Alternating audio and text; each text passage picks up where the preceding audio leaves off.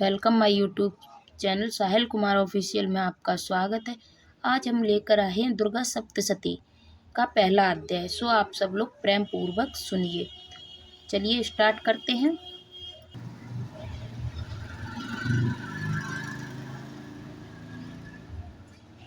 दुर्गा सप्तशती का पहला अध्याय।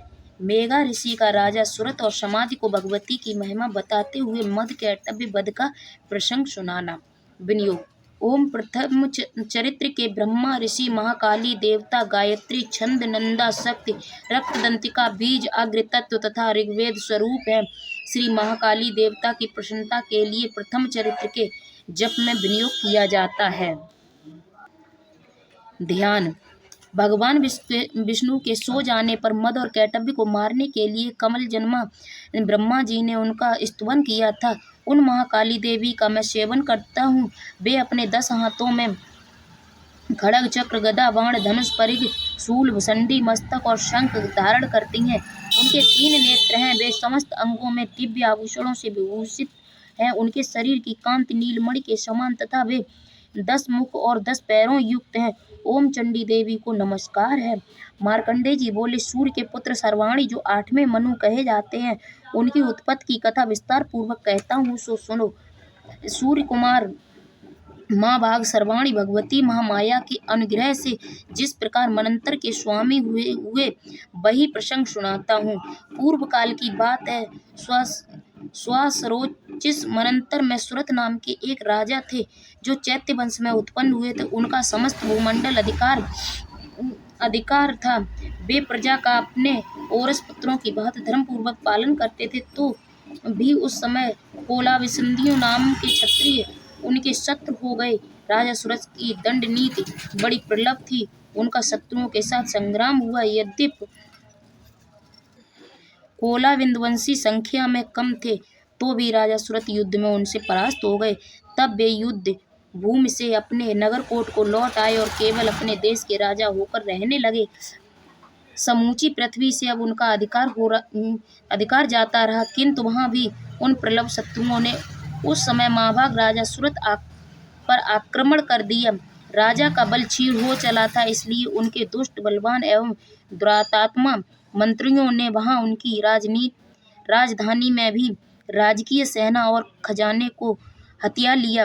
सूरत का प्रभुत्व नष्ट हो चुका था, इसलिए वे शिकार खेलने के बहाने घोड़े पर सवार हो वहां से अकेले ही एक घने जंगल में चले गए। वहां उन्होंने विप्रवर मेघा मुनि का आश्रम देखा, जहाँ कितने ही हिंसक जीव अपनी स्वाभाविक हिंसा वृत्ति छोड़कर परम शांत भाव से रहते थे। मुनि के बहुत से शिष्य उस वन की शोभा बढ़ा रहे थे। वहां जाने पर मुनि ने उनका सत्कार किया और वे उन मुनि श्रेष्ठ के आश्रम पर इधर उधर विचरते हुए कुछ काल तक रहे।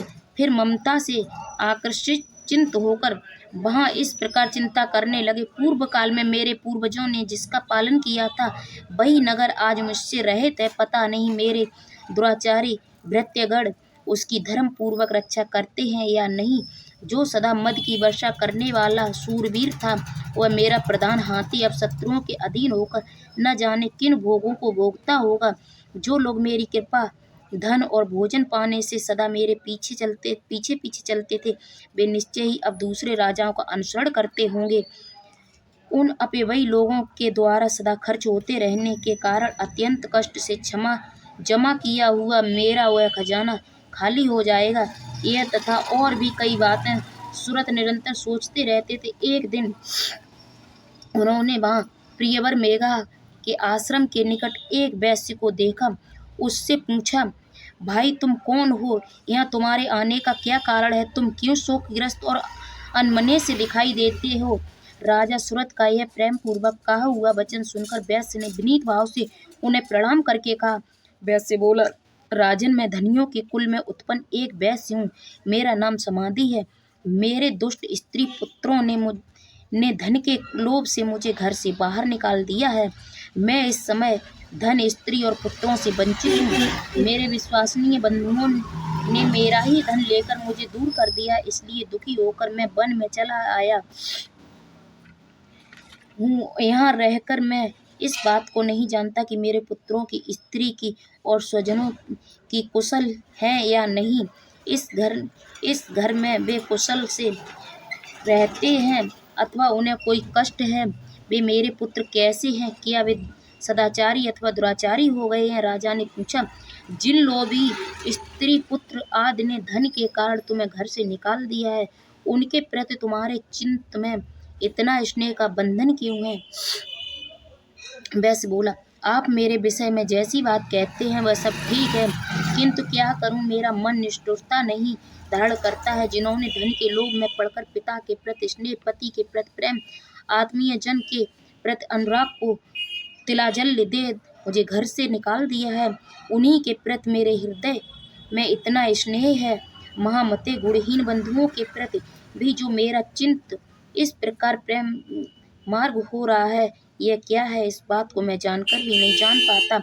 उनके लिए मैं लंबी लंबी सांसें ले रहा हूँ और मेरा हृदय अत्यंत दुखित हो रहा है। उन लोगों में प्रेम का सर्वथा अभाव है, तो भी उनके प्रति जो मेरा मन निष्ठुर नहीं हो पाता, इसके लिए क्या करूं? मार्कंडेय जी कहते हैं, ब्रह्महन तदंतर राजाओं में श्रेष्ठ सुरथ और समाधि नामक वैश्य दोनों साथ साथ मेघा मुनि की सेवा में उपस्थित हुए और उनके साथ यथा योग्य न्यायपूर्ण विनयपूर्ण बर्ताव करके बैठे। तत्पश्चात वैश्य और राजा ने कुछ वार्तालाप आरंभ किया। राजा ने कहा, भगवान, मैं आपसे एक बात पूछना चाहता हूँ, उसे बताइए। मेरा चित्त अपने अधीन न होने के कारण वह बात मेरे मन को बहुत दुखी देती है। जो राज्य मेरे हाथ से चला गया है, उसमें और उसके संपूर्ण अंगों में मेरी ममता बनी हुई है। मुनि श्रेष्ठ यह जानते हुए भी कि वह अब मेरा नहीं है, अज्ञानी के भांति मुझे उसके लिए दुख होता है। यह क्या है? इधर यह वैश्य भी घर से अपमानित होकर आया है, इसके पुत्र स्त्री वृत्तियों ने इसे छोड़ दिया है, स्वजनों ने भी इसका परित्याग कर दिया है, तो यह भी उनके प्रति अत्यंत हार्दिक स्नेह रखता है। इस प्रकार यह तथा मैं दोनों ही बहुत दुखी हूँ। जिससे प्रत्यक्ष दोष देखा गया है, उस विषय के लिए भी हमारे मन में ममता जनित आकर्षण पैदा हो रहा है। माँ बाप हम दोनों समझदार हैं, तो भी हमें जो मोह पैदा हुआ है वह क्या है? विवेक शून्य पुरुष की भांति मुझ में और इसमें भी यह मूढ़ता प्रत्यक्ष दिखाई देती है। ऋषि बोले, महाभाग, विषय मार्ग का ज्ञान सब जीवों को है, इसी प्रकार विषय भी सबके लिए अलग अलग है। कुछ प्राणी दिन में नहीं देखते और दूसरे रात में नहीं देखते, तथा कुछ जीव ऐसे हैं जो दिन और रात्रि में बराबर ही देखते हैं। यह ठीक है कि मनुष्य समझदार होते हैं, किंतु केवल वे ही ऐसे नहीं होते। पशु पक्षी और मृग आदि सभी प्राणी समझदार होते हैं। मनुष्यों की समझ भी वैसी ही होती है जैसी उन मृग और पक्षियों की होती है, तथा जैसी मनुष्यों की होती है वैसी उन मृग पक्षी आदि की होती है। यह तथा अन्य बातें भी प्राय दोनों में समान ही समझ होने पर इन पक्षियों को तो देखो, यह स्वयं भूख से पीड़ित होते हुए भी मोहवश बच्चों की चोंच में कितने चाव से अन्न के दाने डाल रहे हैं। नर श्रेष्ठ, क्या तुम नहीं देखते कि यह मनुष्य समझदार होते हुए भी लोग बस अपने किए हुए उपकार का बदला पाने के लिए पुत्रों की अभिलाषा करते हैं। यद्यपि उन सब में समझ की कमी है, तथा वे संसार की स्थिति, जन्म मरण की परंपरा बनाए रखने वाले भगवती महामाया के प्रभाव द्वारा ममतामय भंवर से युक्त मोह के गहरे गर्त में गिराए गए हैं, इसलिए इसमें आश्चर्य नहीं करना चाहिए। जगदीश्वर भगवान विष्णु की योग निद्रा रूपा जो भगवती महामाया है, उन्हीं से यह जगत मोहित हो रहा है। वे भगवती महामाया देवी ज्ञानियों के भी चित्त को बलपूर्वक खींचकर मोह में डाल देती हैं। वे ही इस संपूर्ण चराचर जगत की सृष्टि करती हैं, तथा वे ही प्रसन्न होने पर मनुष्यों को मुक्ति के लिए वरदान देती हैं। वे ही पराविद्या, संसार बंधन और मोक्ष की हेतुभूता सनातनी देवी, संपूर्ण ईश्वरों की भी अधीश्वरी हैं। राजा ने पूछा, भगवान, जिन्हें आप माँ माया कहते हैं, वे देवी कौन है? ब्रह्मा उनका आविर्भाव कैसे हुआ है, तथा उनके चरित्र कौन कौन है? ब्रह्मा देवताओं में श्रेष्ठ महेश उन देवी का जैसा प्रभाव हो, जैसा स्वरूप हो और जिस प्रकार प्रादुर्भाव हुआ हो,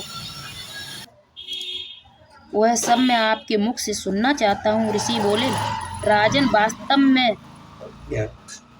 तो वे देवी नित्य स्वरूपा ही है। संपूर्ण जगत उन्हीं का रूप है तथा उन्होंने समस्त विश्व को व्याप्त कर रखा है तथा उनका प्राकट्य अनेक प्रकार से होता है। वह मुझसे सुनो। यद्यपि वे नित्य और अजन्मा है, तथापि जब देवताओं का कार्य सिद्ध होने के लिए प्रकट होती हैं, उस समय लोक में उत्पन्न हुई कहलाती हैं। कल्प के अंत में जब संपूर्ण जगत एकाग्र बस में निमग्न हो रहा था और सबके प्रभु भगवान विष्णु शेषनाग की सैया बिछाकर योग निद्रा का आश्रय ले सो रहे थे, उस समय उनके कानों के मैल से दो भयंकर असुर उत्पन्न हुए, जो मद और कैटभ के नाम से विख्यात थे। वे दोनों ब्रह्मा जी का वध करने को तैयार हो गए।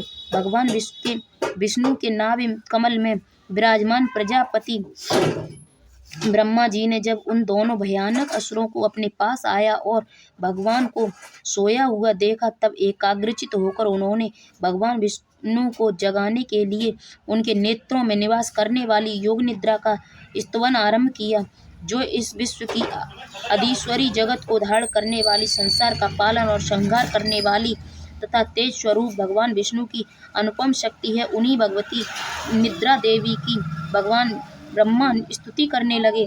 ब्रह्मा जी ने कहा, देवी तुम ही स्वाहा, तुम ही सुधा और तुम ही वष्टकार हो। स्वर भी तुम्हारे ही हैं, स्वरूप है तुम ही जीवन दायिनी सुधा हो। नित्य अक्षर प्रणव में आकार, उपकार, मकार, इन तीनों मात्राओं के रूप में तुम ही स्थिति हो तथा उन तीन मात्राओं के अतिरिक्त जो बिंदु रूपा नित्य अर्ध मात्रा, जिसका विशेष रूप से उच्चारण नहीं किया जा सकता, वह भी तुम ही हो। देवी तुम ही संध्या, सावित्री तथा परम जननी हो। देवी तुम ही इस विश्व ब्रह्मांड को धारण करती हो।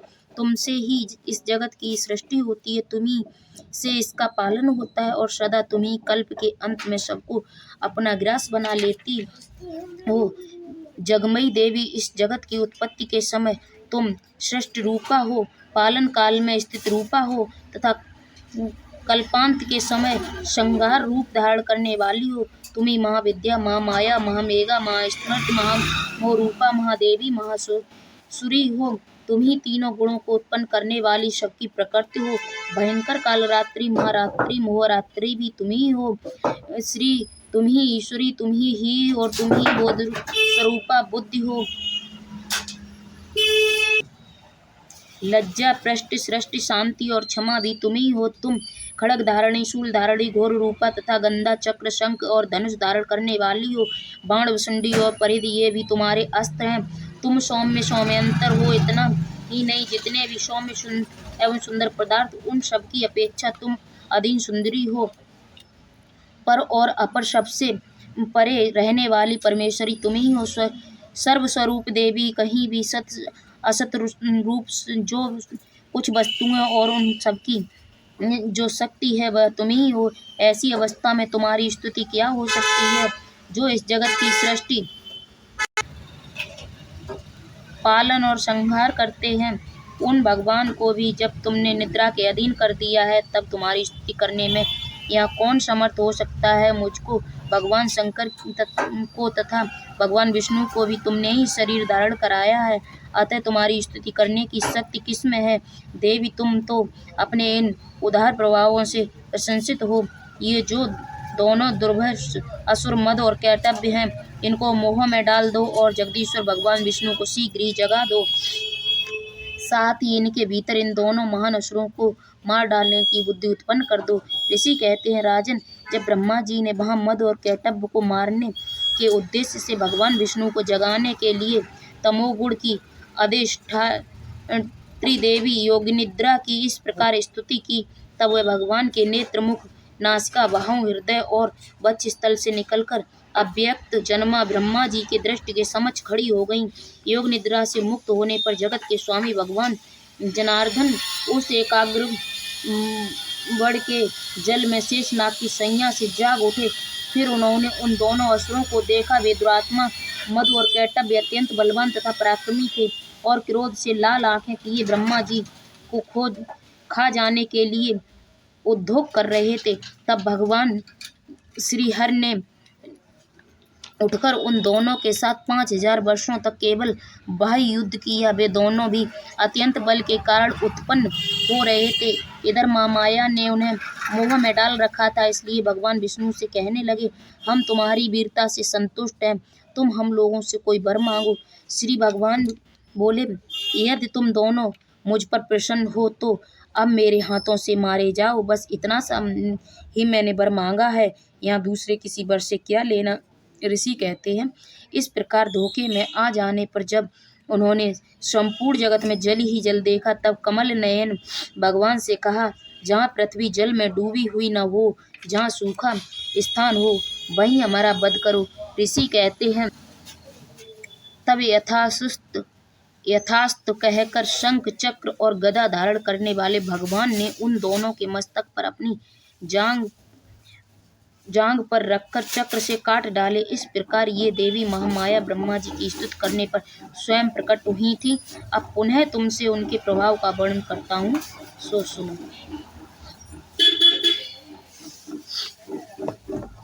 अगर मेरी वीडियो अच्छी लगी हो तो मेरे चैनल को लाइक, सब्सक्राइब, शेयर जरूर करें और इसका अगला अध्याय पाने के लिए बने रहिए मेरे वीडियो में। अगला अध्याय दूसरी वीडियो में मैं बताऊंगी और मेरे इस चैनल को सब्सक्राइब जरूर कर लेना और बेल आइकन प्रेस करना ना भूलें, जिससे कि मेरी वीडियो की हर एक नोटिफिकेशन आप तक पहुंचती रहे। और इस वीडियो को अपना इतना प्यार सपोर्ट देना, जो अगला पार्ट हम जल्दी ही लेके आएंगे।